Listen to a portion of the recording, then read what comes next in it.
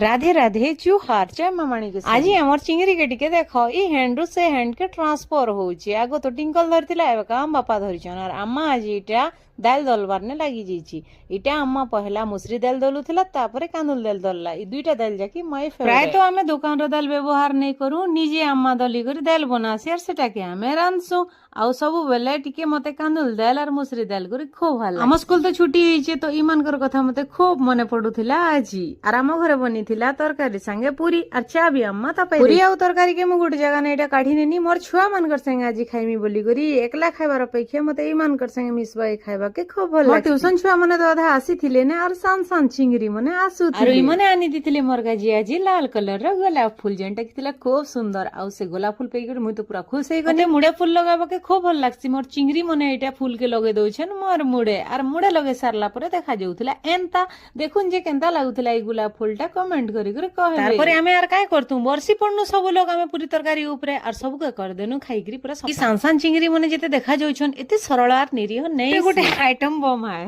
अच्छा